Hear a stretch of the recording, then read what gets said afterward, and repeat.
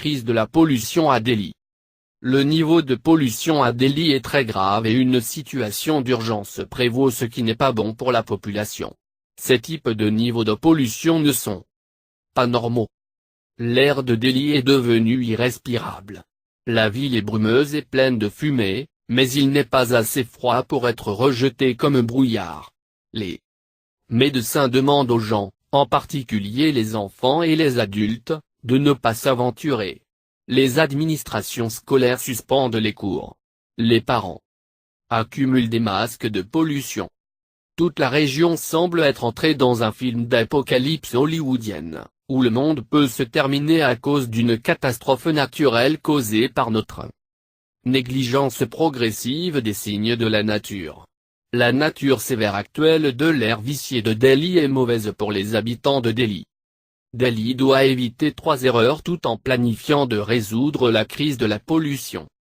Les incendies de fermes du Punjab et d'Haryana et son impact sur l'air de Delhi ont prouvé une fois de plus qu'en dehors des sources locales comme le transport, l'industrie, etc., la qualité de l'air souffre également des problèmes régionaux. L'analyse des bassins versants est une technique courante dans la planification du drainage d'une zone en examinant la source d'eau. De même, le concept de technique du rejet aérien est quelque chose qui reste à développer. Cela impliquerait d'analyser scientifiquement l'étendue de la zone autour de Delhi qui influence son air. Une fois que nous savons comment l'air est impacté, les autorités de toute la région peuvent travailler sur une stratégie unifiée pour lutter contre la pollution de l'air. Cela signifierait que le gouvernement de Delhi et le gouvernement central ainsi que les États voisins d'Haryana, Punjab, Uttarakhand, Rajasthan et Uttar Pradesh pourraient avoir besoin de se réunir pour résoudre la crise de Delhi NCR ainsi que la région voisine. Empruntant à Sun Tzu, je dirais que connaître le problème est le plus important pour le résoudre. Pékin, confronté au même problème depuis des années, a réussi à obtenir des résultats concrets en introduisant une série de mesures dans la ville. Le gouvernement chinois, dans le cadre de son plan d'action national sur la lutte contre la pollution atmosphérique, a commencé par reconnaître la gravité du problème. Ils ont promis de réduire les niveaux de PM10 dans les villes, à l'échelle nationale, d'au moins 10% par rapport à 2012 et de réduire de 25% les niveau de MP2,5 à Beijing et dans 2 autres villes. De même, Delhi et le gouvernement central devraient élaborer une feuille de route pour réduire la pollution de l'air. Ceux-ci devraient avoir des objectifs mesurables d'amélioration de la qualité de l'air qui devraient être rendus publics afin que les organismes puissent en être tenus responsables et donner une idée claire. Direction aux gens que le gouvernement s'est engagé à améliorer la qualité de l'air dans la région de Delhi. Alors que tout le monde blâme les incendies de fermes pour l'air toxique de Delhi, nous oublions de réaliser que l'amélioration de l'air sévère a très mauvais nez. Vraiment pas une amélioration dans le vrai sens. Par conséquent, si Delhi a besoin de la région pour agir, la ville doit également démontrer des actions concrètes pour réduire la pollution. Le secteur des transports est l'un des plus importants contributeurs à l'exposition au PM2,5 selon l'étude réalisée en 2011 par l'Institut indien de météorologie tropicale. Delhi doit doubler son offre de transport public à partir des 500 bus existants. Il doit également développer des infrastructures pour la marche et le vélo. En outre, la ville doit restreindre la croissance et l'utilisation des automobiles privées en imposant un plafond sur l'immatriculation des véhicules dans la ville et en imposant une taxe supplémentaire sur les véhicules de stationnement. Il doit également développer des zones à faibles émissions dans la ville où, à l'exception des véhicules de transport public, il devrait y avoir une restriction sur l'utilisation des véhicules privés.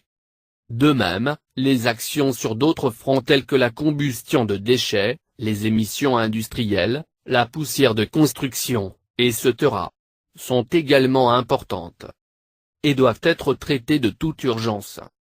Les impacts de l'élaboration de la stratégie ci-dessus et de son exécution prendront du temps. Jusque-là, Delhi doit élaborer et exécuter un plan d'urgence en matière d'environnement dans lequel une série de mesures sont introduites en fonction de la gravité de la situation. Ces mesures devraient être appliquées chaque fois que les niveaux de pollution sont violés. Aborder le problème ci-dessus n'est pas facile. En fait, ce n'était pas facile dans n'importe quelle autre ville qu'il a traité avec succès. Cependant, nous devons nous rappeler qu'il n'y a pas d'autre option parce que la pollution de l'air à Delhi est une bombe à retardement. La pollution de l'air devient rapidement la plus grande préoccupation environnementale dans le monde. Delhi, capitale de l'Inde, est l'une des 10 villes les plus polluées au monde. Avec l'urbanisation rapide qui a créé des avenues économiques variées pour les gens, Delhi est également devenue la capitale de l'asthme de l'Inde. Il est évident d'attendre la terrible santé impact dû à la détérioration de la qualité de l'air dans la ville. Selon un rapport de Gramps, environ 1,2 million de personnes à travers l'Inde meurent chaque année à cause de la pollution de l'air, entraînant une perte de 3% du PIB du pays. Mais la vérité demeure que la plupart d'entre nous le reconnaissent à peine comme un problème grave. Mesures requises pour contrôler la pollution de l'air. Il y a beaucoup de pression démographique à Delhi.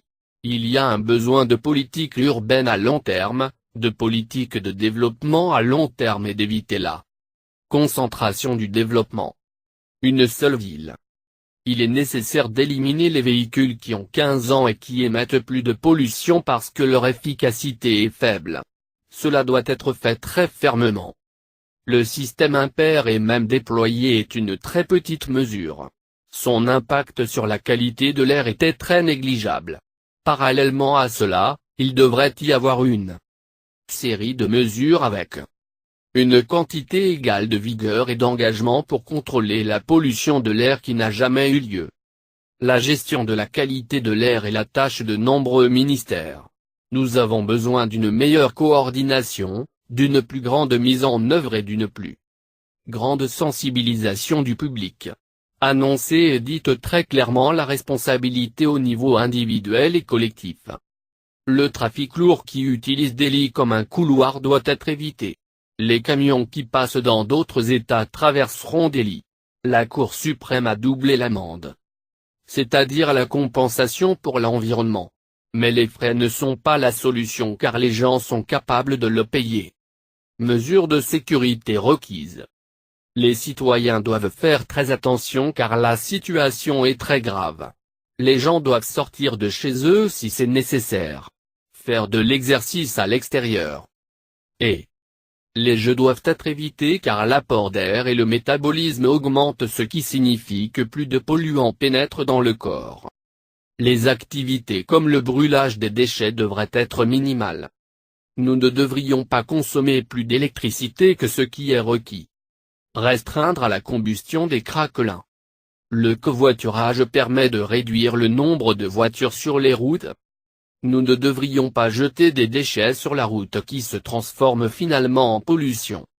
Réduire la production de déchets parce que la ville n'a pas la capacité de les gérer. Les individus doivent prendre soin d'eux-mêmes en utilisant des masques.